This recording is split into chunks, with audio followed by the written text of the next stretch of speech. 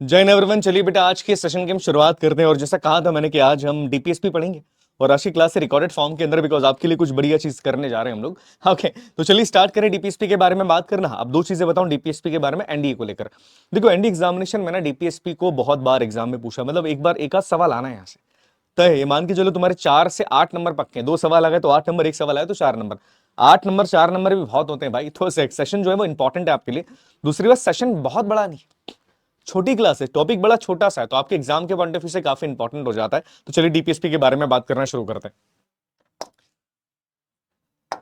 DPSP है ना, अपने आप में बहुत ज्यादा वैल्यू रखता है। याद रखिएगा, DPSP is one of the most important topic. अब देखिए डीपीएसपी का मतलब होता है क्या। डीपीएसपी का मतलब होता है directive principle of state policies. आपने सुना होगा शायद इस चीज के बारे में कि हमारे देश में जितने भी नेता हैं, वो नेता आपसे कई सारे वादे जरूर करते हैं। चुनाव जीतने से पहले आपने देखा है कि चुनाव का एक मैनिफेस्टो निकालते हैं, इसको इलेक्शन मैनिफेस्टो कहते हैं। और उसमें नेता क्या बोलते हैं, हम चुनाव अगर जीते तो हम देश से गरीबी दूर कर देंगे, हम चुनाव जीते तो देश से हम लोग बेरोजगारी को दूर कर देंगे। कई सारे बड़े बड़े वादे हमारे देश के नेताओं के द्वारा किए जाते हैं, देखा होगा ना आपने। इसे इलेक्शन मैनिफेस्टो कहा जाता है। अब क्या हो कि अगर चुनाव जीतने के बाद कोई नेता अगर इन वादों को पूरा ना करे तो कुछ नहीं हो सकता है। याद रखना, चुनाव के पहले नेताओं ने जो वादे करे और चुनाव के बाद अगर वो उन वादों को पूरा ना करे ना, तो उनके खिलाफ कोई कार्रवाई नहीं होती। ये नोट कीजिएगा। और इसलिए डीपीएसपी यहीं पर आ जाता है, और इसलिए डीपीएसपी का आना भी यहां पर जरूरी है। देखिए डीपीएसपी का मतलब क्या होता है, directive principles of state policy.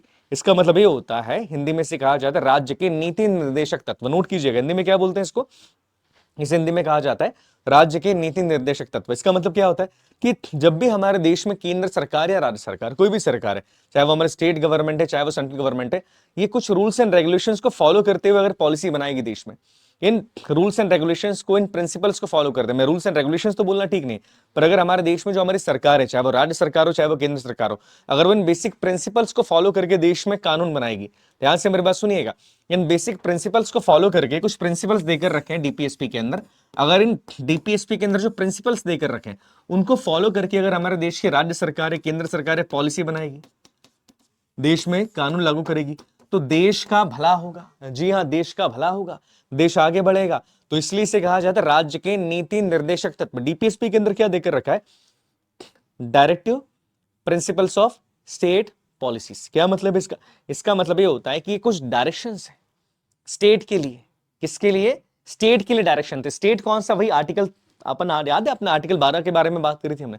Article 12 basically अगर क्लियरली बात करूं तो हमने, जब हम फंडामेंटल राइट्स के बारे में बात करेंगे तो आर्टिकल 12 फंडामेंटल राइट्स में स्टेट के बारे में बात करता है। तो स्टेट का मतलब क्या होता है, स्टेट का मतलब यहाँ पर केवल एमपी यूपी बिहार से नहीं होता है, स्टेट का मतलब यहाँ पर पूरे भारत से होता है। इसमें राज्य सरकार भी आती है, केंद्र सरकार भी आती है। तो इसमें क्लियरली दिखाया, डीपीएसपी कहता है कि जब भी हमारे देश में कोई भी सरकार, चाहे वो केंद्र सरकार हो चाहे वो राज्य सरकार हो, जब भी वो किसी नए कानून को बनाती, जब भी वो किसी देश में पॉलिसीज को लागू करती है, या जब भी वो सरकार के अंदर आती है, अगर इन प्रिंसिपल्स को फॉलो करके, जो प्रिंसिपल्स दिए गए उनको फॉलो करके अगर वो देश में कानून बनाएगी, देश में पॉलिसीज बनाएगी, तो देश का भला होगा और देश कन्वर्ट हो जाएगा वेलफेयर स्टेट के अंदर। तो आज इन्हीं प्रिंसिपल्स के बारे में बात करेंगे। प्रिंसिपल बेसिकली क्या है, ये कुछ डायरेक्शंस है, कुछ डायरेक्शंस है कि इन डायरेक्शंस को फॉलो करके अगर कानून बनाया जाए ना देश में, इन डायरेक्शंस को फॉलो करके अगर पॉलिसीज बनाया जाए देश में, तो देश का भला ज्यादा होगा और सरकारों को ये करना भी चाहिए। और इसी डीपीएसपी के बारे में आज हम बात करने वाले हैं। अब डीपीएसपी के बारे में कुछ बेसिक इंफॉर्मेशन क्लियरली मैं आपको बता दूं।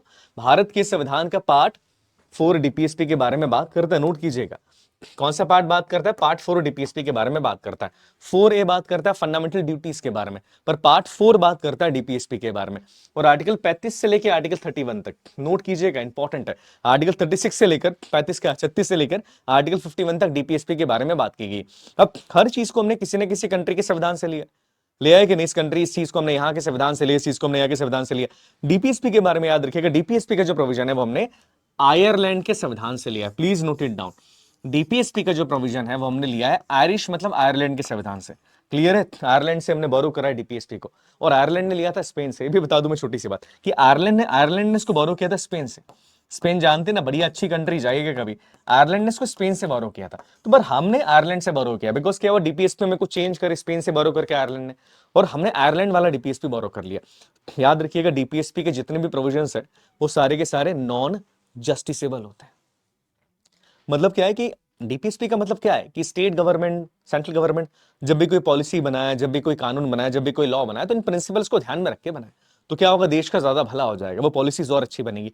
पर अगर वो इनको ध्यान में रख के नहीं भी बनाते ना, तो भी आप उनके खिलाफ केस नहीं कर सकते कि स्टेट्स को तो ये करना ही चाहिए, स्टेट को ये फॉलो करना ही चाहिए, इन प्रिंसिपल्स को फॉलो करना ही पड़ेगा। ये नॉन जस्टिसेबल है। मतलब इन प्रिंसिपल्स के बेस पे आप स्टेट को सुप्रीम कोर्ट, हाई कोर्ट में नहीं घसीट सकते कि स्टेट ने फॉलो नहीं कर रही, सरकार ये फॉलो नहीं कर रही, सरकार को करना चाहिए। पूरे एक एग्जाम्पल के बारे में बात करते हैं। अब डीपीएसपी में एक आर्टिकल है, आर्टिकल 47।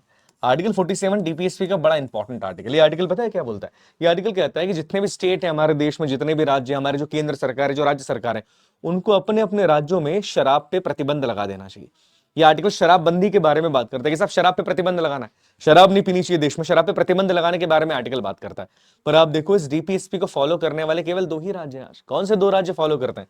पहला राज्य हमारा है कौन सा? That is Bihar. बिहार भी फॉलो करता है। और दूसरा कौन सा है? दूसरा है गुजरात। हालांकि गुजरात में पहले लागू हो चुका है। तो याद रखना कि पूरे दूसरे स्टेट्स को फॉलो नहीं करते, बिकॉज डीपीएसपी नॉन जस्टिसेबल। जिसको फॉलो करना है वो करेगा, जिसको नहीं करना है वो नहीं करेगा। समझ में आ गया? तो डीपीएसपी नॉन जस्टिसेबल इस देश के अंदर, जस्टिसेबल नहीं। और इन्हीं डीपीएसपी के बारे में बात करने वाले। क्लियर है? समझ में आ गया? तो कुछ बेसिक बातें याद रखना है अपने को। माइंड मैप के थ्रू अपन समझ लेते हैं डीपीएसपी के बारे में कुछ बातें। क्या बेसिक चीजें याद रखना है? डीपीएसपी, पहली बात डीपीएसपी के बारे में याद रखना है किस पार्ट के अंदर आते हैं? पार्ट 4 डीपीएसपी के बारे में बात करता है। Number 1 very important point. दूसरी बात आर्टिकल के बारे में बात करें तो आर्टिकल 36 से लेके आर्टिकल 51 तक डीपीएसपी के बारे में बात की गई है। तीसरी बात, डीपीएसपी का जो प्रोविजन हमने किस कंट्री से लिया है? तो हमने जिस कंट्री से लिया वो कंट्री आयरलैंड। भारत के जैसा फ्लैग इनका, याद रखिएगा। इसके अलावा डीपीएसपी कैसे? DPSP are the non justiciable. नोट कीजिएगा कैसे डीपीएसपी नॉन जस्टिसेबल। मतलब डीपीएसपी को जिसको फॉलो करना है वो करेगा, जिसको नहीं करना है वो नहीं करेगा। किसी से जबरदस्ती नहीं करवा सकते कि नहीं डीपीएसपी फॉलो करने ही पड़ेंगे। DPSP are non justiciable. ये सबसे इंपॉर्टेंट पॉइंट है। पर ये खराब है यार, डीपीएसपी को मेरे हिसाब से जस्टिसेबल होना चाहिए कि जो डीपीएसपी फॉलो नहीं कर रहा है उसको भैया लगाओ, बढ़िया पेनल्टीज लगाओ। But DPSP are non justiciable. ऐसा कहा जाता है कि डीपीएसपी को फॉलो करना है ना करना डिपेंड करता है राज्यों की इकोनॉमिकल कंडीशन के ऊपर। किस पे डिपेंड करता है? राज्यों के इकोनॉमिकल कंडीशन के ऊपर। इकोनॉमिकल कंडीशन के ऊपर डिपेंड कैसे करता है? जैसे एक डीपीएसपी आर्टिकल 47 के बारे में अपने बात करी। अब आर्टिकल 47 क्या बोलता है कि राज्यों को अपने अपने राज्यों में शराब को, गुटखा, तंबाकू, पान मसालों को बैन करना चाहिए। अब भारत में बहुत सारे राज्य ऐसे जिनका जीवन या जिनका रेवेन्यू इसी से आता है, रेवेन्यू का बहुत बड़ा हिस्सा इनसे आता है, वो बंद कैसे कर सकते हैं? तो इसलिए कहा जाता है कि डीपीएसपी डिपेंड करता है राज्यों के विल पे भी डिपेंड करेगा, और दूसरा कि राज्यों की फाइनेंशियल कंडीशन कैसी, राज्यों की इकोनॉमिकल कंडीशन पे डीपीएसपी ज्यादा डिपेंड करते हैं। आई बात समझ में? क्लियर हो गया? और याद रखना भारत के संविधान में शुरुआत से डीपीएसपी का प्रोविजन है। अब डीपीएसपी को लेकर है ना 2 स्टेटमेंट्स काफी फेमस है। एक स्टेटमेंट दिया था भारत के महान व्यक्ति, सबसे महान व्यक्ति बाबा साहब अम्बेडकर ने। बाबा साहब ने डीपीएसपी को कहा था कि डीपीएसपी भारत के संविधान का नोबल फीचर है। नोबल का मतलब क्या होता है? नोबल का मतलब होता है अनूठा। बाबा साहब ने बोला कि डीपीएसपी भारत के संविधान की अनूठी विशेषता है, और ये आपके एग्जाम में प्रीवियस ईयर में पूछा गया। It's the PYQ. 3-4 स्टार बना लो इस पे, काफी इंपॉर्टेंट है। यहां पर ये कहा गया था कि डीपीएसपी जो है वो भारत के संविधान की अनूठी विशेषता है। नोबल फीचर है साहब, अनूठी विशेषता, इससे बढ़िया विशेषता हो ही नहीं सकती। It's the noble feature of the Indian constitution. DPSP के बारे में बात की गई कि डीपीएसपी भारत के संविधान की अनूठी विशेषता है, नोबल फीचर है। कितनी बड़ी बात है, ये बात यहां पर कह दी। उसके अलावा एक स्टेटमेंट और दिया, बट ये जो स्टेटमेंट है थोड़ा सटायर वे के अंदर, व्यंग्यात्मक रूप से, मतलब डीपीएसपी का थोड़ा मजाक यहां पे उड़ा दिया था इन्होंने, ऐसा कह सकते हैं। ये स्टेटमेंट दिया था केटी शाह ने। केटी शाह बहुत बड़े लॉयर उस समय के। केटी शाह जी कहते हैं, इंटरेस्टिंग बात कहते हैं, according to the KT Shah ji कहते हैं, the DPSPs are like a cheque on a banks payable at the convenience of the bank. ये कहते हैं सबके डीपीएसपी ना चेक की तरह, डीपीएसपी एक चेक की तरह, और वो ऐसा चेक है जो बैंक अपने हिसाब से आपको देते हैं। बैंक अपनी कन्वीनियंस पे चेक को कैश करेगा। ऐसा क्यों बोल रहे हैं पता है? ये मजाक कर रहे हैं। मजाक क्यों बोल रहे हैं? बोले ये डीपीएसपी का नॉन जस्टिसेबल है, स्टेट को लगेगा तो स्टेट फॉलो करेंगे, नहीं लगा तो स्टेट फॉलो नहीं करेंगे, इसलिए डीपीएसपी को एक चेक की तरह ट्रीट करेगी। डीपीएसपी तो चेक की तरह है, और वो चेक ऐसे बैंक के अंदर जा रहा है कि बैंक को लगा तो चेक को क्लियर करके पैसे आपको दे देगा, नहीं लगा तो वो नहीं देगा, है ना। तो ये चीज एक सटायर वे के अंदर बोला था, बट एग्जामिनेशंस के अंदर ये स्टेटमेंट सवाल आपसे पूछे जाते हैं। तो चलिए डीपीएसपी के बारे में बात करना शुरू करें। ओके, अब एक एक डीपीएसपी को हम पढ़ेंगे, कुछ पॉइंट्स के बारे में हम बात करेंगे। तो याद रखिएगा डीपीएसपी इंपॉर्टेंट है। बाबा साहब ने डीपीएसपी को नोबल फीचर का है, और डीपीएसपी हमारे देश में कई सारी चीजों के बारे में बात करते हैं। पर डीपीएसपी का मेजर एम क्या है? सवाल एक बहुत बड़ा आता है कि डीपीएसपी के बारे में हम बात करेंगे, हम लोग आर्टिकल 36 से लेकर आर्टिकल 51 सबके बारे में बात करने वाले हैं, एक एक आर्टिकल हम पढ़ने वाले हैं। पर सवाल ये आता है कि डीपीएसपी का मेजर फीचर है क्या? डीपीएसपी के द्वारा हम करना क्या चाहते हैं देश में? मान लीजिए सारे राज्य अगर इन डीपीएसपी को फॉलो करें, हमारा सेंट्रल गवर्नमेंट भी इस डीपीएसपी को फॉलो करती है, तो what we are going to achieve, हम अचीव क्या कर लेंगे? ऐसी कौन सी चीजें जो हम अचीव कर लेंगे डीपीएसपी को फॉलो करके? तो याद रखिए, अगर डीपीएसपी को फॉलो हमने किया ना सही तरीके से, तो हम हमारे पूरे देश में सोशल इकोनॉमिकल जस्टिस तो लेकर आ जाएंगे और हमारा देश एक वेलफेयर स्टेट के रूप में बन जाएगा। वेलफेयर स्टेट का मतलब होता है राम राज्य, जहां पर ना गरीबी है ना भुखमरी है, लोग बड़ी शांति से रहते हैं, लोग आपस में मिलजुल कर रहते हैं। ऐसा कहा गया कि अगर सबने, सारे राज्यों ने, जितने भी स्टेट्स है, सबने अगर डीपीएसपी को फॉलो कर लिया ना, तो हमारा देश वेलफेयर स्टेट के अंदर कन्वर्ट हो जाएगा, जो अपने आप में बहुत बड़ी बात है यार। ऐसा हो गया तो किसे अच्छा नहीं लगेगा कि देश एक वेलफेयर स्टेट के अंदर कन्वर्ट हो चुका है। तो डीपीएसपी का जो मेजर मोटिव अगर एग्जाम के अंदर पूछा जाए तो वो क्या है, हमारे देश में वेलफेयर स्टेट लेकर आना। याद रखिएगा, क्या लेकर आना, वेलफेयर स्टेट लेकर आना डीपीएसपी का मेजर मोटिव है। नोट कीजिएगा, वेलफेयर स्टेट के बारे में बात करता है डीपीएसपी। अब इसके बाद डीपीएसपी को मैं आपको पढ़ाऊं, आगे पढ़ाऊं, उससे पहले एक चीज याद रखिएगा कि डीपीएसपी में, डीपीएसपी जो है ना, ये पहली बार नहीं देखा गया। आपको याद है हमने जब हम बात कर रहे थे बोरिंग फीचर्स के बारे में भारत के संविधान के, तब एक चीज हमने पढ़ी थी, भारत के अंदर जो फीचर्स हमने लिए ना दूसरी कंट्रीज थे, उसमें सबसे ज्यादा फीचर लिए हमने गवर्नमेंट ऑफ इंडिया एक्ट 1935 से। भारत सरकार अधिनियम जो हुआ था 1935 का, उससे हमने सबसे ज्यादा फीचर लिए। तो उस अधिनियम के अंदर, उस कानून के अंदर भी जो समय पर था अंग्रेजों के टाइम पर, एक क्लॉज देकर रखा था। उस क्लॉज का नाम था इंस्ट्रूमेंट ऑफ इंस्ट्रक्शंस। इसमें क्या आता है, इस इंस्ट्रूमेंट ऑफ इंस्ट्रक्शंस के अंदर कुछ नियम देकर रखे थे और एक कहा था कि अंग्रेज सरकार जब भी भारत के अंदर कोई पॉलिसी बनाती है तो इन इंस्ट्रक्शंस को फॉलो करके बनाए। देखो डीपीएसपी भी तो इसी बारे में बात करते हैं, डीपीएसपी भी तो इसी बारे में बात कर रहे हैं, और क्या डीपीएसपी भी इसी बारे में बात कर रहे हैं। तो सेम चीज यहां पर भी है कि डीपीएसपी जो है ना, डीपीएसपी के बारे में पहली बार जो जानकारी मिली, सवाल पूछा गया आपके एग्जाम, इसलिए याद रखना कि डीपीएसपी से क्लियरली ये इंस्ट्रूमेंट ऑफ इंस्ट्रक्शंस कनेक्ट कर जाता है। Instrument of instructions clearly DPSP के बारे में कहीं ना कहीं बात करता है। तो पहली बार डीपीएसपी के बारे में बात है ना, यहीं पर कर ली गई थी। तो कई लोग बोलते हैं कि यहां से हमने डीपीएसपी को अडॉप्ट कर लिया है। अब जो भी चीज है, पर याद रखिएगा कि इंस्ट्रूमेंट ऑफ इंस्ट्रक्शंस डीपीएसपी के बारे में बात करता है। अब डीपीएसपी को समझने के लिए हम आर्टिकल 36 से आर्टिकल 51 तक बात करने वाले। अब सबसे पहला आर्टिकल, आर्टिकल 36। आर्टिकल 36 इस बारे में बात करता है, ये बात करता है स्टेट के डेफिनेशन के बारे में। DPSP, directive principles of state policy. State का मतलब यहां पर क्या, तो ये आर्टिकल 36 क्लियरली बोलता है साहब कि स्टेट का मतलब यहां पर वही है जो कि भारत के संविधान के पार्ट 3 के अंदर, पार्ट 3 में क्या आते हैं, फंडामेंटल राइट्स आते हैं। और फंडामेंटल राइट्स में जो आर्टिकल 12 है ना फंडामेंटल राइट्स का, वो भी स्टेट के डेफिनेशन के बारे में बात करता है। और उसके स्टेट के डेफिनेशन के अकॉर्डिंग वो कहता है कि स्टेट का मतलब यहां पर क्या है, बोले स्टेट का मतलब यहां पर क्या है, एमपी यूपी बिहार नहीं। स्टेट का मतलब यहां पर होता है आपकी पूरी की पूरी सेंट्रल गवर्नमेंट, आपकी पूरी की पूरी स्टेट गवर्नमेंट, जी हां, आपकी पूरी की पूरी लोकल गवर्नमेंट, पंचायती राज, म्युनिसिपैलिटीज, ये सारे के सारे। और इसके अलावा अदर बॉडीज भी, अदर गवर्नमेंटल बॉडी, मतलब जैसे पीएससी हो गया, डीआरडी हो गया, आपका दूरदर्शन हो गया, तो सरकार की कंपनियां वो भी इसके अंदर आ जाती, सारे पीओसी इसके अंदर आ जाएगी। तो आर्टिकल 36 डीपीएसपी का जो है वो स्टेट के डेफिनेशन के बारे में बात करता है। तो नोट करना काफी आसान है, और स्टेट में सब कुछ आ जाएगा। मतलब ये मान के चलो जितनी भी सरकारी कंपनियां हैं, सरकार के डिपार्टमेंट से, सब पूरी सरकार है, चाहे वो स्टेट गवर्नमेंट हो चाहे वो सेंट्रल गवर्नमेंट हो, सब के सब डीपीएसपी के अंदर आ जाती है। तो आर्टिकल 36 डीपीएसपी के अंदर स्टेट के डेफिनेशन के बारे में क्लियरली बात करता है कि डीपीएसपी वास्तविकता के अंदर है क्या। उसके बाद आता है इसका आर्टिकल 37। आर्टिकल 37 किस बारे में बात करता है, आर्टिकल 37 बात करता है डीपीएसपी की नॉन जस्टिसबिलिटी के बारे में। बताया था ना मैंने कि डीपीएसपी जस्टिसेबल नहीं, और ये आर्टिकल इसी बारे में बात करता है। क्या कह रहा है, the provisions contained in this part shall not be enforceable by any court of law. कि भारत में किसी भी कोर्ट के द्वारा, किसी भी सुप्रीम कोर्ट हो या हाई कोर्ट हो, फर्क नहीं पड़ता, किसी भी कोर्ट के द्वारा ये जो डीपीएसपी के प्रिंसिपल से लागू करवाए नहीं जा सकते। मतलब फोर्सफुली आप नहीं करवा सकते। सुप्रीम कोर्ट राज्यों को बोल नहीं सकता है कि नहीं आपको करना ही पड़ेगा, नहीं, because DPSPs are non justiciable, they are not enforceable by any court of law. Bharat की किसी भी कोर्ट के द्वारा इसको इन्फोर्स नहीं करवा सकते आप कि नहीं साहब इस कोर्ट ने बोला कि करना पड़ेगा, तो नहीं नहीं नहीं, it can not be enforceable by any court of law. किसी भी कोर्ट के द्वारा इसको इन्फोर्स आप करा ही नहीं सकते। अपने आप में एक बहुत बड़ी बात है। पर इसमें एक चीज और लिखी कि देखो भले ही इन्फोर्स नहीं करवा रहे हैं, बट एक राज्यों की और हमारी केंद्र सरकार की, हमारे सरकार की एक मॉरल रिस्पॉन्सिबिलिटी है, एक ड्यूटी यार, एक नैतिक जिम्मेदारी है कि आपको इसको फॉलो करना चाहिए।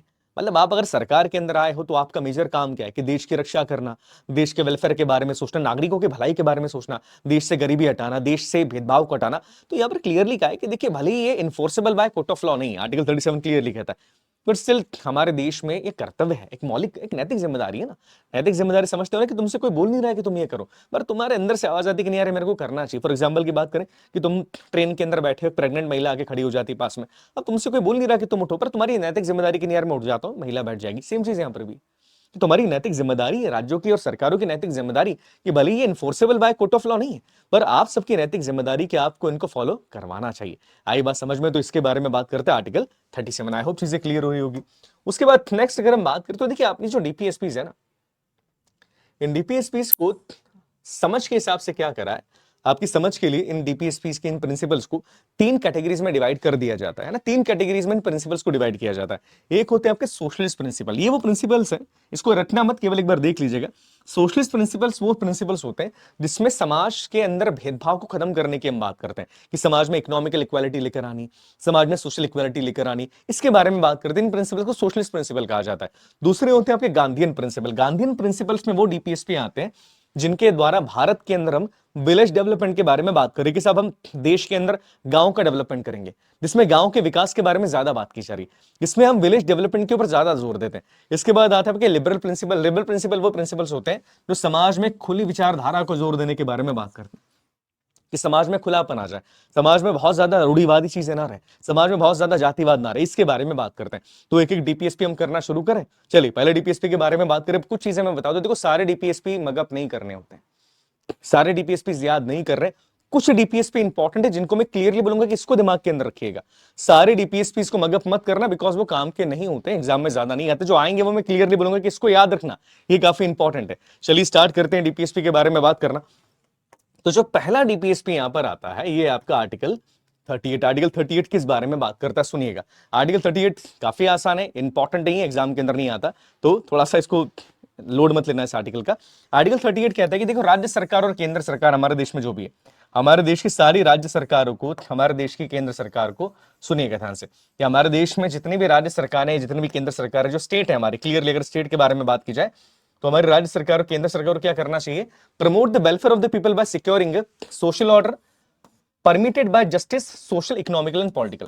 ये क्लियरली कहता है आर्टिकल कि हमारी सरकार को, चाहे वो राज्य सरकार हो चाहे वो केंद्र सरकार हो, उसको ऐसी स्कीम बनानी चाहिए, ऐसी पॉलिसीज बनानी चाहिए देश के अंदर, ऐसे कानून बनाने चाहिए जिससे देश में न्याय, कौन सा जस्टिस याद आ गया ना, social, economical and political justice, हमने प्रीएम्बल के अंदर पढ़ा था, उनका जस्टिस इंश्योर हो सके। मतलब देश में ऐसे कानून बनाओ जिससे जातिवाद खत्म हो जाए, जिससे देश की गरीबी मिटे, जिससे देश के अंदर लोगों को ये ना लगे कि भैया हम छोटे, ये गरीब हम अमीर, ये गरीब हम अमीर और हमसे बड़े हो गए, ये ना लगे। ऐसी चीजें बनाओ देश में, ऐसे काम करो जिससे कि सोशल जस्टिस इंश्योर हो सके। और अभी आपको यूसीसी वाला याद होगा, माफ कीजिएगा यूजीसी वाला याद होगा, यूजीसी का जो कानून है, उस कानून को यही कह के लोग बोल रहे हैं कि आपने आर्टिकल 38 का वायलेशन कर दिया, क्योंकि इससे सोशल जस्टिस नहीं आ रहा है, इससे तो और चीजें डिस्क्रिमिनेट और इससे तो भेदभाव और बढ़ जाएगा। आई बात समझ में? तो ये चीजें यहां पर कही गई। और देखो सरकार इसको ध्यान में रख के अगर करती तो वो कानून बनाती नहीं। अब जो भी चीज है वो कानून सही है गलत उसके बारे में इतनी हम बात नहीं करेंगे, पर कहते हैं सब कि इस कानून का सरकार ने विरोध कर दिया कहीं ना कहीं।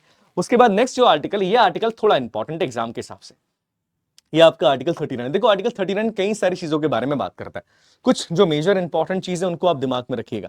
यह आर्टिकल बहुत सारी चीजों के बारे में बात करेगा, ठीक है। इसमें जो सबसे इंपॉर्टेंट पॉइंट है वो मैं बताऊंगा, जो एग्जाम में आते हैं, क्लियर आता है कि ये बात किस आर्टिकल के अंदर लिखी गई है। तो इसके अंदर जो सबसे इंपॉर्टेंट बात है वो है आपकी equal pay for equal work. क्या मतलब है इसका? Equal pay for equal work, समान काम के लिए समान वेतन, या समान कार्य के लिए समान वेतन। क्या मतलब इसका, समान कार्य के लिए समान वेतन?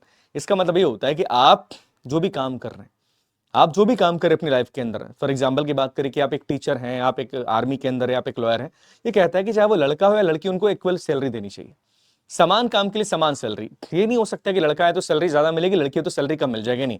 Equal pay for equal work होना चाहिए। अगर दोनों लोग समान काम कर रहे हैं, दोनों का वर्क सिमिलर है, तो दोनों को सैलरी सेम मिलनी चाहिए। पर याद रखना, ये सरकार ने सिर्फ और सिर्फ सरकारी नौकरियों में की है, प्राइवेट नौकरी के अंदर ही नहीं बेटा, केवल गवर्नमेंट जॉब के अंदर किया जाता है। सरकारी नौकरी में होता है, प्राइवेट जॉब के अंदर ऐसा नहीं। प्राइवेट जॉब में लड़का लड़की के अंदर भेदभाव नहीं हो रहा है, पर प्राइवेट जॉब में आप देखेंगे ना तो वहाँ एक्सपीरियंस देखा जाता है, जिसका एक्सपीरियंस ज्यादा उसको सैलरी ज्यादा दे दी जाती। कई बार लोग सेम पोस्ट के ऊपर, बट किसी की सैलरी ज्यादा किसी की कम हो जाती। तो याद रखना, ये चीज अभी सरकार ने केवल प्राइवेट नौकरी में नहीं कर पाई और हो भी नहीं सकती, मेरे को लगता है ये केवल सरकारी नौकरियों के अंदर हो चुकी है। आई बात समझ में? दूसरा होता है यहाँ पर prevention of concentration of wealth, बड़ा इंपॉर्टेंट पॉइंट है। Prevention in the concentration of wealth and means of production. ये कहता है साहब कि हमारी सरकार को कुछ ऐसे काम करने चाहिए, ऐसी चीजें करनी चाहिए कि भारत का सारा पैसा किसी एक परिवार के हाथ में ना चला जाए। In the means of production, ऐसा ना हो कि देश में एक ही कंपनी सारी चीजें प्रोड्यूस कर रही है, चप्पल भी ये बना रही, जूते भी ये बना रही है, कपड़े भी ये बना रही, पेट्रोल भी बेच रही, बिजली भी बना रही। ये नहीं होना चाहिए देश में। इसलिए सरकार क्या करती है, आपने देखा होगा, सरकार निकालती सरकारी ठेके, कॉन्ट्रैक्ट निकाले जाते हैं। बिल्डिंग बनानी, सरकारी कॉन्ट्रैक्ट निकलेगा, जिसको कॉन्ट्रैक्ट मिला फिर वो बिल्डिंग बनाएगा। याद आ गया? ये इसके बारे में बात करता है कि देखो सरकार को ये चीज ध्यान रखना है कि देश में हम लोग कैपिटलिज्म को प्रमोट ना करें, कैपिटलिज्म मतलब ये नहीं हो सकता कि साहब देश में केवल पूंजीपति जो बिजनेसमैन है उनका राज चल रहा है देश में, उनको प्रमोट किया जा रहा नहीं है। देश को कैपिटलिज्म की तरफ नहीं लेकर जाना है। हमको ध्यान रखना है कि देश का सारा पैसा एक इंसान के पास ना चला जाए, सबको मौका मिलना चाहिए। इससे सरकार करती है ऐसा कि सरकार कॉन्ट्रैक्ट निकालती है। आई बात समझ में? उसके बाद यहां पर और चीजें लिखिए, equitable distribution of resources among all. याद रखिएगा, इक्विटेबल डिस्ट्रीब्यूशन का मतलब क्या होता है? एक होता है इक्वल डिस्ट्रीब्यूशन। इक्वल डिस्ट्रीब्यूशन का मतलब क्या होता है? सबको एक एक चीज बांट दी। इक्वल में क्या होगा? मान लो मैं राहुल सर सौम्या मैम खड़े, है ना, अब मेरे को भूख नहीं लग रही, राहुल सर को भूख लग रही, सौम्या मैम को और भूख तेज भूख लग रही, तो इक्वल में क्या होगा? मेरे को एक रोटी दे देंगे, राहुल सर को एक दे देंगे, सौम्या मैम को भी एक दे देंगे। ये होता है इक्वल डिस्ट्रीब्यूशन, कि देखा नहीं जाता कि भूख किसको ज्यादा लग रही है, किसको ज्यादा जरूरत है, सबको बराबर बराबर बांट दी जाती है। इक्विटेबल का मतलब होता है कि जिसको जरूरत है उसको दी जाएगी। जैसे सेम कंडीशन अपन लेते हैं, मैं राहुल सर और सौम्या मैम, मेरे को भूख नहीं लग रही तो मेरे को रोटी नहीं देंगे। राहुल सर को थोड़ी भूख है तो राहुल सर को एक रोटी दे दी जाएगी, सौम्या मैम को ज्यादा भूख है तो सौम्या मैम को 2 रोटी दी जाएगी। मतलब जिसको जितनी जरूरत है उतना डिस्ट्रीब्यूशन करो। देखो भारत के अंदर ये होता है, राशन दिया जाएगा, राशन सबको नहीं मिल रहा है, जिनके पास राशन कार्ड है, जो बिलो पॉवर्टी लाइन है, उनको राशन दिया जा रहा है। ये चीज आर्टिकल 39 क्लियरली बोलता है। इक्विटेबल, याद रखिएगा, इक्विटेबल डिस्ट्रीब्यूशन ऑफ वेल्थ के बारे में बात कर रहे हैं, इक्वल के बारे में बात नहीं कर रहे हैं। जिसको जरूरत है सरकार उसको दे, याद रखना, जिसको जरूरत है सरकार उसको चीजें डिवाइड करे। आई बात समझ में? Last but not the least, adequate means of livelihood, कि सरकार ऐसी स्कीम बनाए, ऐसी पॉलिसी बनाए जिससे कि देश में रोजगार के अवसर या जीवन यापन करने के अवसर निकले। जीवन यापन करने के अवसर का मतलब होता है कि देश में नौकरियां निकालनी पड़ेगी आपको।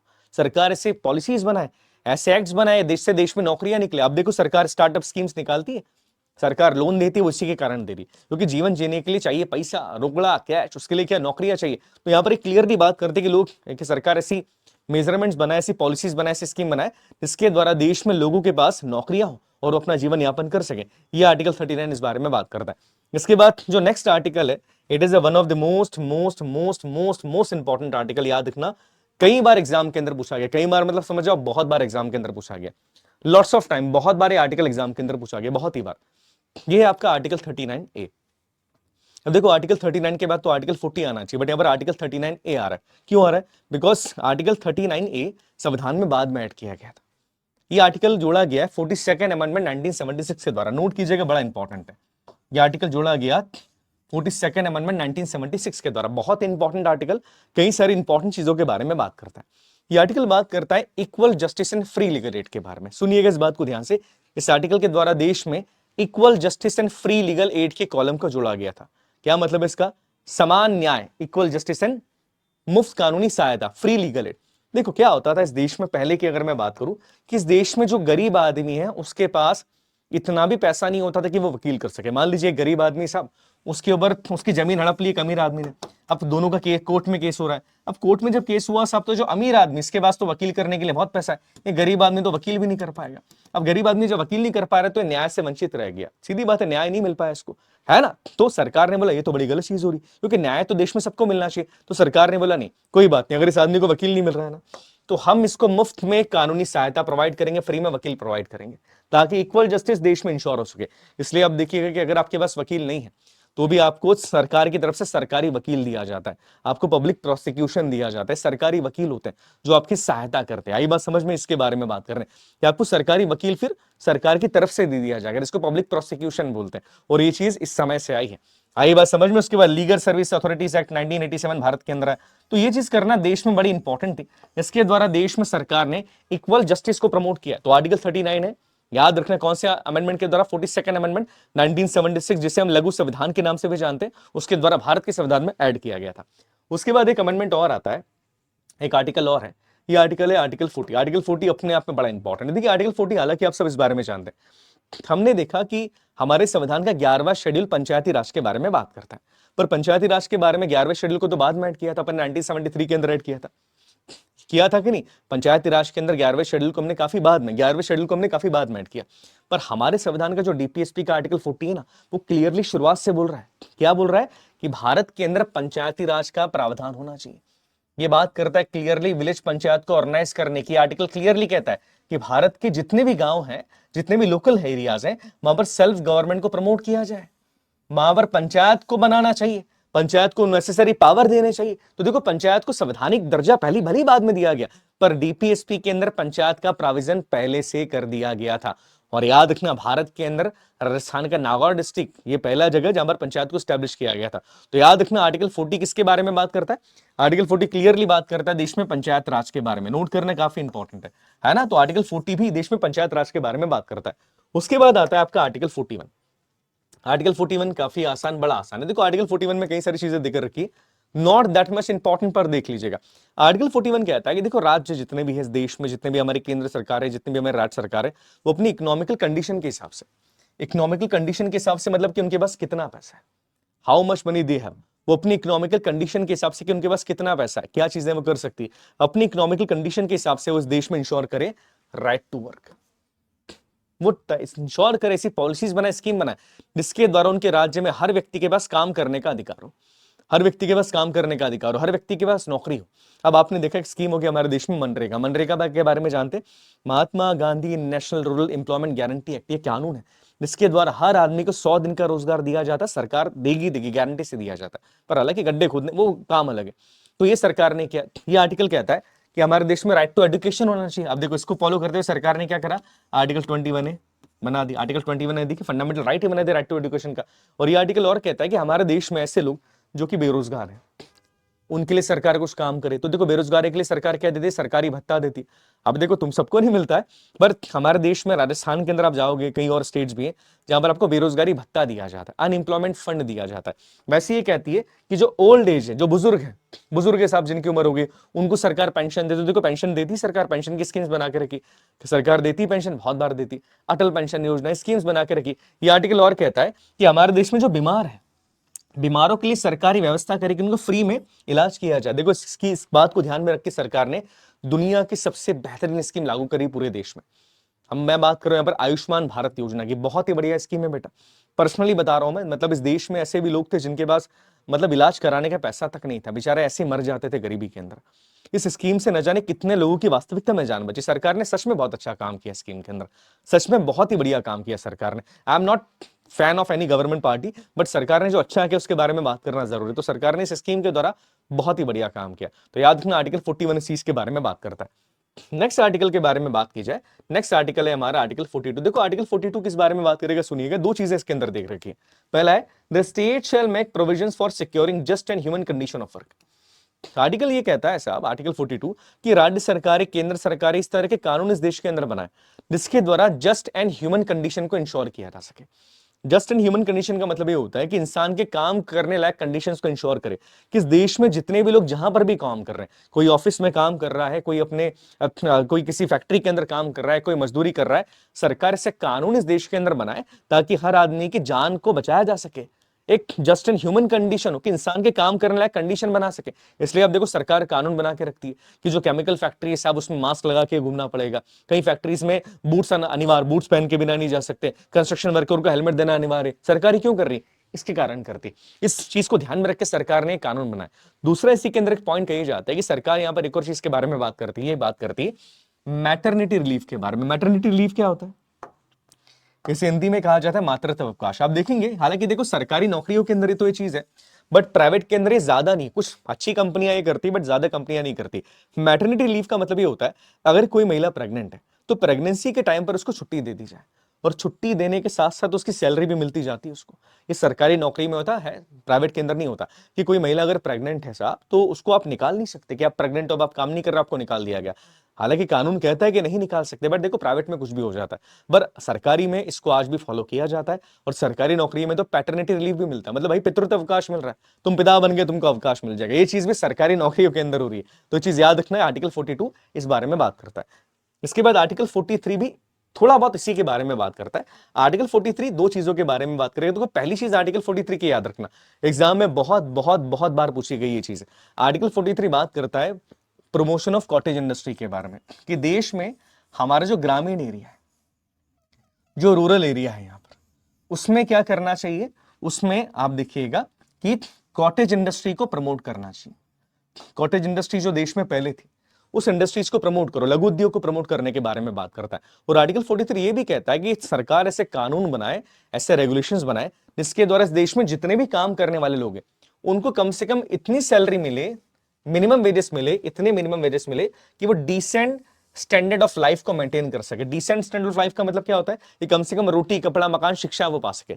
ऐसा नहीं करना है कि आपको, कि आप काम कर रहे पर सैलरी आपकी 1,000 रुपए ही मिल रही है, महीने भर की सैलरी 1,000 रुपए, दिन भर काम करने के बाद 10 रुपए मिल रहे, ये नहीं करना है। सरकार को इंश्योर करना है किसी भी आदमी के साथ अन्याय ना हो। इसलिए सरकार ने क्या किया, सरकार ने देश में मिनिमम वेजेस एक्ट बना के रखा। मिनिमम वेज एक्ट का मतलब क्या होता है कि इतना काम किया तो कम से कम इतना पैसा तो आपको मिलेगा इसी, इसे मिनिमम वेजेस एक्ट कहा जाता है। ये पूरे देश के अंदर लागू है। आपके राज्य में कितना मिलता है मुझे बताना, तो चीज याद रखना। तो आर्टिकल 43 अपने आप में काफी इंपॉर्टेंट है। आर्टिकल 43 के बाद एक आर्टिकल और लाया गया था। यह आर्टिकल देश में आया था उस समय पर जब देश में हड़ताल बहुत होती थी। जब देश में हड़ताल बहुत होती थी उस टाइम पर यह आर्टिकल आ गया था। हड़ताल का मतलब समझते हैं? हाँ जी, हड़ताल के बारे में बात करें। हड़ताल क्या होती है साहब? मजदूर यूनियन जिंदाबाद। ये यूनियंस के टाइम पर यह आर्टिकल आया था जब देश में बहुत हड़ताल होती थी। ये आर्टिकल था आर्टिकल 43 है। अब आर्टिकल 43 को बाद में ऐड किया गया। देखो बाद में ऐड करना है तो क्या अमेंडमेंट करना पड़ेगा। तो आर्टिकल 43 ए को ऐड करने के लिए जो अमेंडमेंट किया गया वो अमेंडमेंट था 42nd अमेंडमेंट 1976 का। नोट कीजिएगा, 42nd अमेंडमेंट 1976 के द्वारा भारत के संविधान में आर्टिकल 43 ए को ऐड किया।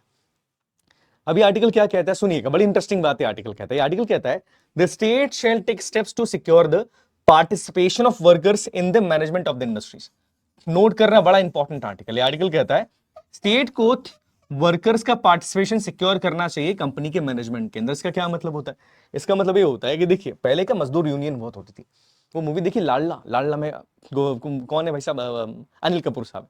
लाडला, मजदूर यूनियन जिंदाबाद, हम ये हड़ताल कर देंगे, पहले बहुत होता था। तो सरकार ने क्या बोला कि जो कंपनी के बोर्ड ऑफ डायरेक्टर्स होते, कंपनी का जो मैनेजमेंट है, उसके अंदर आप ये जो मजदूर है ना, मजदूर यूनियन है, उनमें से किसी एक आदमी को अपने साथ शामिल करो ताकि जो भी फैसला ले उसमें मजदूरों का ओपिनियन क्या है वो भी लिया जा सके। ये करना चाहिए। देखो डीपीएसपी कि मजदूर यूनियन में से आपने देखा मजदूर यूनियन का हेड है भैया, वो मालिक के साथ जाके डिस्कशन करेगा। ये उसी के बारे में बात कर रहे हैं कि मैनेजमेंट ऑफ द इंडस्ट्रीज कि वर्कर्स का जो पार्टिसिपेशन है वो इंडस्ट्री के मैनेजमेंट में इंश्योर किया जाए इस तरीके से। ये करोगे तो भैया देश में और चीजें तरक्की हो जाएगी। इसके बाद इसमें एक आर्टिकल और जोड़ा गया था, आर्टिकल 43 भी। आर्टिकल 43 भी हालांकि काफी आसान है। ये बात करता है कोऑपरेटिव सोसाइटीज के बारे में। कोऑपरेटिव सोसाइटीज क्या होती किसको बोलते हैं? Cooperative society. कोऑपरेशन का मतलब होता है आपस के सहयोग से बनी हुई सोसाइटीज। देखो देश में क्या है, देश में रोजगार बहुत कम है, तो सरकार इस बात को प्रमोट करती है कि लोग आपस में मिलकर रोजगार के अवसर खुद के खुद बना लें। जैसे अमूल फैक्ट्री के बारे में आपने सुना? अमूल फैक्ट्री कैसे बनी? आड़त एक जगह थी, आड़त के आसपास जो गांव थे, वहां के गांव के लोगों ने क्या करा, अपने अपने घरों से वो जो गाय भैंस का दूध निकालते थे वो एक जगह पर इकट्ठा करना शुरू कर दिया उन्होंने, आसपास के गांव के लोगों ने। और फिर इस दूध को उन्होंने पूरे भारत में बेचना शुरू कर दिया। इससे खुद के सहयोग से उन्होंने अपना अर्निंग शुरू कर दी। इसे कहा जाता है कोऑपरेटिव सोसाइटी, जो आपस के सहयोग से बनी हो। तो इन्हीं सोसाइटीज को प्रमोट करने के बारे में बात की जाती है। तो सच में लिखा है कि साहब कोऑपरेटिव सोसाइटीज को सरकार प्रमोट करे, उनके प्रोफेशनल मैनेजमेंट के ऊपर ध्यान दे। तो ये चीजें इसमें आप देखेंगे। तो 97th अमेंडमेंट 2011 के द्वारा आर्टिकल 43 भी संविधान के अंदर ऐड किया गया और इसमें कोऑपरेटिव सोसाइटीज को प्रमोट करने के बारे में बात की गई, जो कि करना भी चाहिए, बहुत बढ़िया चीज है। देश का वास्तविकता में भला हो जाएगा, अगर ये हो गया तो इसके बारे में याद रखिएगा, काफी इंपॉर्टेंट है। नेक्स्ट जो हमारा आर्टिकल आता है वो इसके अंदर है, और मैं क्लियरली बोलूं जितने भी आर्टिकल हमने पढ़े सबसे सबसे सबसे ज्यादा आर्टिकल इंपॉर्टेंट ही है। It is the most important article. Note करना, most important article. It is the most important article यही है। ये बात करता है आपके देश में यूनिफॉर्म सिविल कोड के बारे में। यूसीसी आपने सुना होगा, यूनिफॉर्म सिविल कोड, जानते हैं इस बारे में? यूनिफॉर्म सिविल कोड यूसीसी सुना है किसी ने इस बारे में? यूनिफॉर्म सिविल कोड यूसीसी के बारे में बात करता है आर्टिकल। ये आर्टिकल किस बारे में बात कर रहा है? आर्टिकल बात कर रहा है यूनिफॉर्म सिविल कोड के बारे में। यूसीसी क्या होता है? यूनिफॉर्म सिविल कोड मैं बताता हूं क्या होता है। यूनिफॉर्म सिविल कोड, समान नागरिक संहिता इसको हिंदी में कहा जाता है। सुनिएगा, बड़ा इंटरेस्टिंग बात है। देखो हमारे देश में ना दो तरह के कानून होते हैं। एक कानून को कहा जाता है हमारे देश में सिविल लॉ। क्या कहा जाता है? Civil law. सिविल लॉ मतलब जमीन जायदाद के कानून है ना, डाइवोर्स के कानून, शादी के कानून, ये सिविल लॉज है। दूसरे आपके होते हैं क्रिमिनल लॉ। कौन से साहब? Criminal law. अब हमारे देश में क्या होता है, क्रिमिनल लॉ सबके लिए बराबर है। जैसे एग्जांपल की बात करें, किसी ने मर्डर किया, अब मर्डर किया साहब, अब मर्डर करने वाला हिंदू है, मर्डर करने वाला मुसलमान है, मर्डर करने वाला क्रिश्चियन है, इससे कोई फर्क नहीं पड़ता, सबके लिए सेम सजा का प्रावधान। मतलब क्रिमिनल लॉ हमारे देश में सबके लिए बराबर होता है, इससे फर्क नहीं पड़ता आप किस जाति के, किस धर्म के। क्रिमिनल लॉ इस देश में सबके लिए बराबर है, पर सिविल लॉ में ऐसा नहीं होता। एग्जाम्पल की बात करें, हिंदू के लिए शादी के नियम अलग है। हिंदू आदमी एक शादी कर सकता है, मुसलमान ज्यादा भी कर सकता है। हिंदू आदमी के डाइवोर्स के नियम अलग है, हिंदू आदमी को डाइवोर्स लेना है तो तरीका अलग है, कानून अलग है उसका, पर मुसलमान के कानून यहाँ पर अलग है। हिंदू आदमी को बच्चा अडॉप्ट करना है, उसके नियम भी अलग है, मुसलमान के लिए अलग है। तो हमारे देश में सिविल लॉ जो है ना, सबके लिए अलग अलग है, सबके लिए अलग अलग सिविल लॉ। अब यूनिफॉर्म सिविल कोड ये कहता है कि इस देश में जैसे क्रिमिनल लॉ सबके लिए बराबर है ना, वैसे सिविल लॉ को भी सबके लिए बराबर कर देना चाहिए, कि हिंदू हो या मुसलमान हो, सिविल लॉ भी सबके लिए बराबर रहेंगे। इसलिए इसे क्या कहा गया, इसे कहा गया यूनिफॉर्म सिविल कोड, समान नागरिक संहिता, कि भाई समान है सब, इस देश में किसी को भी आप डिफरेंट मत समझो, समान नागरिक संहिता, एवरीवन इज इक्वल, तो सबके लिए एक समान कानून होने के बारे में बात ये आर्टिकल करता है। आई बात समझ में? अभी भारत में कहां कहां पर है, पहली बार लागू किया था गोवा में, अब कहां पर है, उत्तराखंड के अंदर भी है। तो याद रखना, दो जगह पर तो अभी है, आगे बात चल रही है, बट ये दो जगह पर ऑलरेडी है, तो ये याद रखिएगा, दैट इज द समान नागरिक संहिता, और ये एग्जाम में पूछा जा सकता है। क्लियर हो गया, समझ में आ गया? चलिए अब नेक्स्ट बात करें आर्टिकल 45 के बारे में। आर्टिकल 45 काफी आसान, सरकार ने इस आर्टिकल को ध्यान में रख के देश में आंगनबाड़ी बने। आंगनबाड़ी हम समझते हैं ना, जहां छोटे बच्चों को आप छोड़ के जाते हैं, छोटे बच्चों की ट्रेनिंग तो नहीं बोलूंगा, बट उनका नरिशमेंट किया जाता है, उनको एजुकेशन दी जाती है, उनको रखा जाता है। जी हाँ, तो यहां पर आर्टिकल 45 क्या कहता है, the state shall endeavour to provide early childhood care and education for all children until they complete the age of 6 year, कि जब तक बच्चा 6 साल का ना हो जाए तब तक उस बच्चे को एजुकेशन प्रोवाइड करना और उसकी चाइल्डहुड बचपन के अंदर केयर करना सरकार की जिम्मेदारी, और सरकार ये करती भी है। कैसे करती है? देखो, सरकार ने आंगनवाड़ी बना के रखी। आंगनवाड़ी के अंदर क्या होता है, छोटे बच्चे जाते हैं वहां पे, उनकी न्यूट्रिशन कैसे प्रोवाइड करती है, उनको फूड प्रोवाइड किया जाता है, सरकार उनकी केयर कैसे करती है, आपको देखो पल्स पोलियो का इंजेक्शन लगवाया जाता है। तो ये चीज याद रखिएगा कि सरकार ने आर्टिकल 45 को बड़ी गहराई से समझा भी है। सरकार इस आर्टिकल 45 को लेकर थोड़ा सा चिंतित भी है, सरकार इस आर्टिकल 45 को लेकर थोड़ा सा सीरियस भी होती, और सरकार ने आर्टिकल 45 को लेकर कई सारे काम करे, है ना। तो याद रखिए कि 6 साल तक तो बच्चे, सरकार जो है बच्चों की जिम्मेदारी निभाएगी, उसके बाद बच्चे का भी फंडामेंटल राइट बन जाता है कि वो देश में सरकार से डिमांड कर सके कि मुझे पढ़ाओ लिखाओ 14 साल तक, जब तक मैं नहीं हो जाता हूं। तो बहुत सारी चीजें इस देश के अंदर है, तो याद रखिएगा काफी इंपॉर्टेंट है। क्लियर हो गया? तो ये इस बारे में बात करेगा। इसके बाद आर्टिकल 46, आर्टिकल 46 क्लियरली बात करता है रिजर्वेशन के बारे में। आर्टिकल 46 क्या कहता है, देखिए ध्यान से, आसान है। क्या कहता है आर्टिकल 46? कहता है the state shell promote educational and economical interest of the weaker sections of the people, particularly that of the schedule caste, schedule tribes and other weaker section. ये क्लियरली कहता है कि हमारे देश में जो हमारी राज्य सरकार और केंद्र सरकार है, उनको ऐसी पॉलिसीज बनानी चाहिए, ऐसी स्कीम्स बनानी चाहिए जिसके द्वारा देश में एसटी, एससी और ओबीसी का कल्याण किया जा सके, इकोनॉमिकल तरीके से और सोशल तरीके से। कैसे किया जा सके? एग्जाम्पल की बात करें कि आप देखेंगे स्कूल में स्कॉलरशिप प्रोवाइड की जाती है एसटी, एससी, ओबीसी को, इसके द्वारा सरकार प्रमोट करती है एजुकेशन को। इसके अलावा अगर आप देखेंगे कि तो कई बार एग्जाम फीस में छूट दी जाती है, इससे भी एजुकेशन को प्रमोट किया जा रहा है। होता है ऐसा, इसके बारे में बात कर रहे हैं। इकोनॉमिकल इंटरेस्ट को प्रमोट करने के लिए सरकार कई बार फीस माफ कर देती है, सरकार कई बार फंडिंग प्रोवाइड करती है। तो ये आर्टिकल 46 जो है ना, वो क्लियरली बात करता है कि इस देश में एसटी, एससी, ओबीसी को प्रमोट करने के लिए सरकार स्कीम्स बनाए, पॉलिसीज बनाए, और ये चीजें इंपॉर्टेंट भी होती है। तो आर्टिकल 46 क्लियर हो गया। उसके बाद नेक्स्ट आर्टिकल जिसके बारे में शुरुआत में हमने बात करी थी, ये था आपका आर्टिकल 47। याद आ गया, इसके बारे में बात करी थी हमने। आर्टिकल 47 तो आसानी था, ये क्लियरली बोलता है कि भैया सरकार इस देश में कोई भी हो, हमारे देश में चाहे राज्य सरकार हो, हमारे देश में चाहे केंद्र सरकार हो, दोनों को इस चीज के लिए प्रयास करने चाहिए। याद रखिएगा, दोनों को इस चीज के लिए प्रयास करने चाहिए कि हमारे देश में इंटॉक्सिकेटेड ड्रिंक्स को बैन किया जाए। वेरी इंपॉर्टेंट पॉइंट, किसको बैन किया जाए? इंटॉक्सिकेटेड ड्रिंक्स को बैन किया जाए। इंटॉक्सिकेटेड ड्रिंक्स का मतलब क्या होता है? शराब, गुटखा, तंबाकू, पान मसाला। क्लियरली है कि सरकार लोगों की, पब्लिक की हेल्थ को इंप्रूव करे, अच्छे काम करे, अच्छा फूड मिले लोगों को, इस बात का ध्यान रखे। इसलिए सरकार देखो छापे मारती दुकानों पे, आज इस मिठाई की दुकान पे छापा, कहीं इस दुकान पे छापा। क्यों मारती? ताकि लोगों को जो फूड मिल रहा है वो सही है कि नहीं, इसको देखा जा सके। पर यहाँ एक पॉइंट और है कि सरकार को ये करना चाहिए कि देश में शराब को बंद कराया जाए, शराब, गुटखा, तंबाकू, पान मसाला। पर देखो, मैंने जैसा कहा था कि केवल 2 ही राज्यों के अंदर बंद है। क्यों? बिकॉज देखो, लोगों का जो, कह सकते हैं ना कि जो राज्यों की रेवेन्यू इस पे डिपेंड करता है, बहुत बड़ा अमाउंट रेवेन्यू का डिपेंड करता है इस पे, मतलब राज्य रेवेन्यू के लिए केवल इस चीज पे डिपेंडेंट है। तो ये चीज याद रखिएगा, इसलिए आर्टिकल 47 आपके लिए काफी इंपॉर्टेंट हो जाता है। क्लियर हो गया?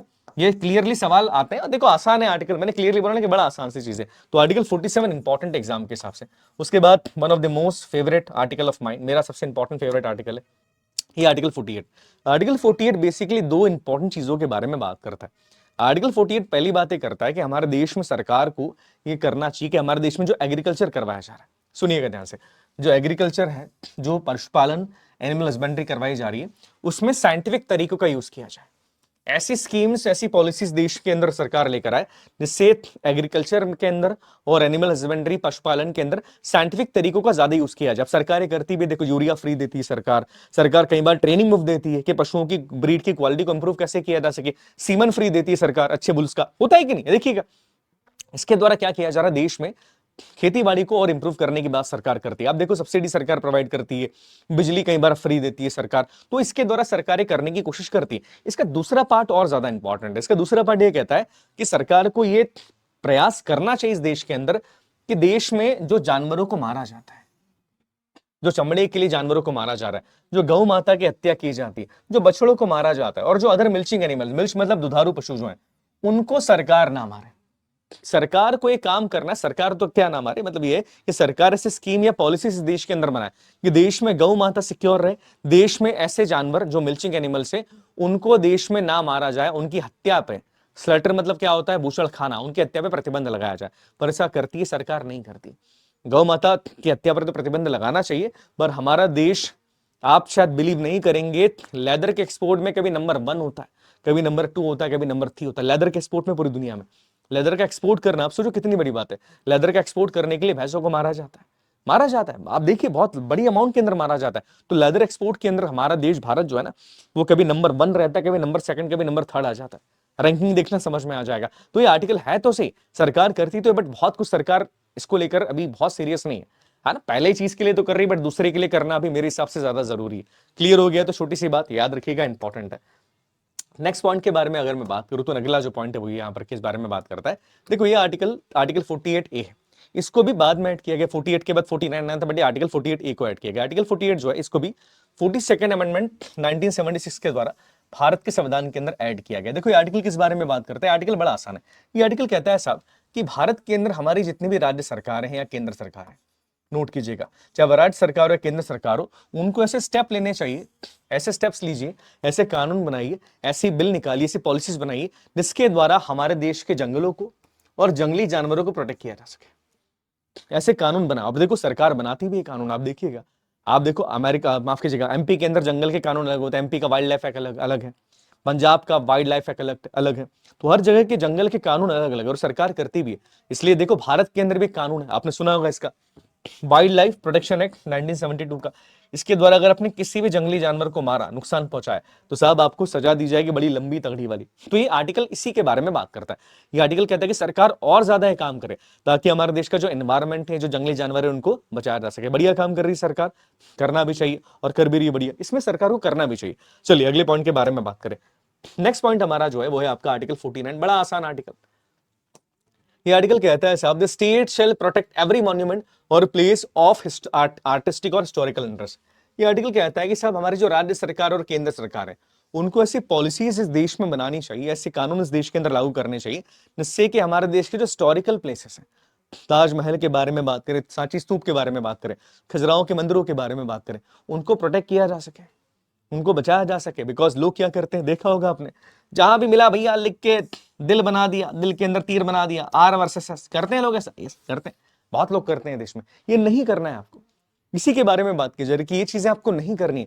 आप इस बात को ध्यान रखिएगा कि आपके जो हिस्टोरिकल इंटरेस्ट के प्लेसेस हैं, अरे हमारी संस्कृति, हमारी धरोहर है, इसको हम प्रोटेक्ट नहीं करेंगे तो कौन करेगा। और इसी के बारे में बात की जाती है और सरकार ने कानून बनाया भी। जैसे आप देखो archaeological site and remains act 1951 का, अगर कोई भी आर्कोलॉजिकल साइट मिलती है, पुरातत्व साइट मिलती है, और अगर किसी ने उसमें थोड़ी भी गड़बड़ कर दी ना, तो भैया बहुत लंबी सजा मिलती है, याद रखिएगा। तो ये कानून भी भारत के अंदर बनाए गए ताकि इन चीजों को प्रोटेक्ट किया जा सके।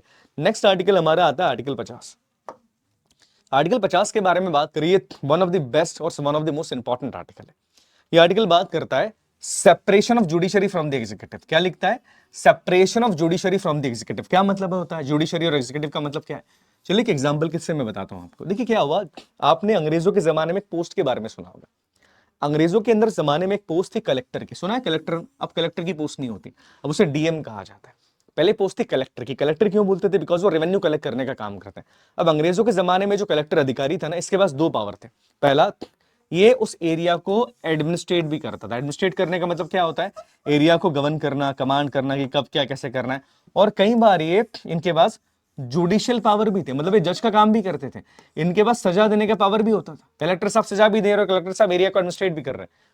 अब हमारे देश में सरकार ने बोला कि एक आदमी के पास इतना पावर देना गलत है। इतना पावर अगर एक आदमी को दिया तो डेफिनेटली पावर का मिसयूज करेगा, और पावर का मिसयूज करना हमारे यहाँ पर लोगों को बहुत जल्दी से आ जाता है। तो सरकार ने क्लियरली बोला कि आजादी के बाद हम सबसे पहला काम जो करेंगे वो करेंगे कि इस एडमिनिस्ट्रेटिव को इस जुडिशरी से सेपरेट करेंगे, कि जुडिशियल पावर किसी और के पास होंगे और एडमिनिस्ट्रेटिव पावर किसी और के पास होंगे। इसलिए सरकार ने क्या करा, आप देखो आज सरकार ने दोनों के लिए अलग काम कर दिया। अगर तुमको जज बनना है तो तुमको सीजे का एग्जाम देना पड़ेगा, सिविल जज का, तब तुम जाके जज बनोगे और तुम्हारे पास जुडिशियल पावर होंगे, तुम सजा दे सकते हो।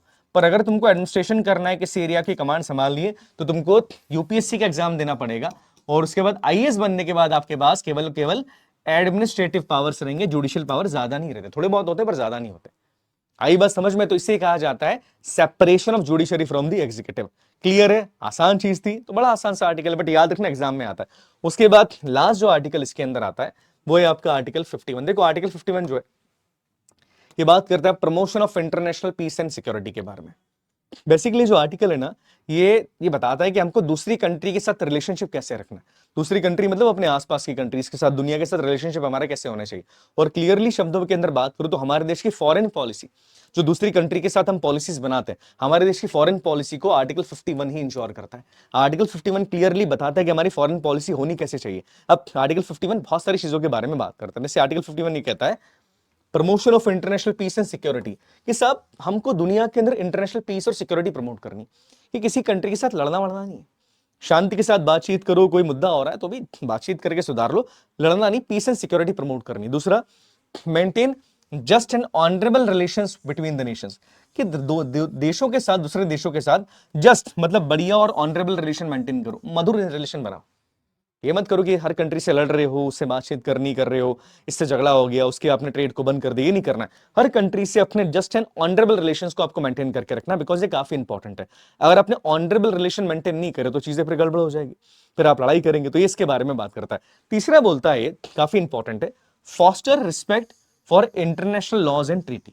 क्या मतलब है इसका, कि अगर हमारे देश ने किसी भी दूसरी कंट्री के साथ कोई ट्रीटी साइन करी, संधि साइन करी, मान लो रशिया के साथ एक डील साइन करी, या हमने कोई इंटरनेशनल लॉ को हम लोग फॉलो करते हैं। जैसे एग्जांपल की बात करें, हम सब यूनाइटेड नेशंस के मेंबर है, भारत भी यूनाइटेड नेशंस का मेंबर है। अब यूनाइटेड नेशंस ने जो कानून बनाया उसको भारत को भी फॉलो करना चाहिए, इसके बारे में बात कर रहे हैं। और अगर मान लो कोई इंटरनेशनल संधि हमने साइन करी रशिया के साथ, अब रशिया से हमने बोला कि हम आपसे S-400 खरीदेंगे 500 तो बहुत ज्यादा हो जाएंगे, 10 खरीदेंगे, और बाद में बोल रहे हो नहीं इधर 10 नहीं, एक ही खरीदेंगे। अब ये गलत है ना, आपने जो संधि करी इसको फॉलो करो, अदरवाइज क्या है, रिलेशनशिप और हमारी इमेज खराब होती है दुनिया के अंदर। इसके बाद लास्ट पॉइंट बड़ा इंपॉर्टेंट है, पर नॉट फॉर द टुकड़ा, पाकिस्तान के कॉन्टेक्स्ट में नहीं है। Encourage settlement of international dispute by arbitration, कि अगर कोई डिस्प्यूट होता है, किसी दूसरी कंट्री के साथ तुम्हारी लड़ाई हो रही है, तो बातचीत के द्वारा उससे हल करो। किसके द्वारा? बातचीत के द्वारा उसका हल निकालने की कोशिश करो। सुनिएगा मेरी बात को, क्या बोल रहे हैं, बातचीत के द्वारा, आर्बिट्रेशन के द्वारा हल निकालो। लड़ाई झगड़े मत करो साहब, बातचीत के द्वारा किसी दूसरी कंट्री का हल निकालो, कि भाई ठीक है लड़ाई होगी, अब हम बातचीत करके इस मामले का समाधान करते हैं। तो ये आपके आर्टिकल से आर्टिकल 51 हमने बात करी।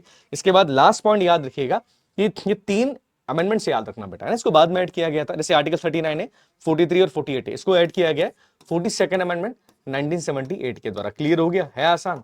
मैंने पहले ही कहा था कि डीपीएसपी बहुत आसान टॉपिक है, बहुत ही आसान टॉपिक है, और बड़ा आसान टॉपिक है कि आप किसी भी एग्जाम की तैयारी करें, डीपीएसपी आपके लिए बड़ा इंपॉर्टेंट है। बहुत बहुत बहुत आसान टॉपिक है। क्लियर हो गया? चलिए बेटा ठीक है, मिलता हूं फिर मैं आपसे। सब अपना ध्यान रखिएगा, तब तक के लिए जय हिंद, जय भारत, भारत माता की जय।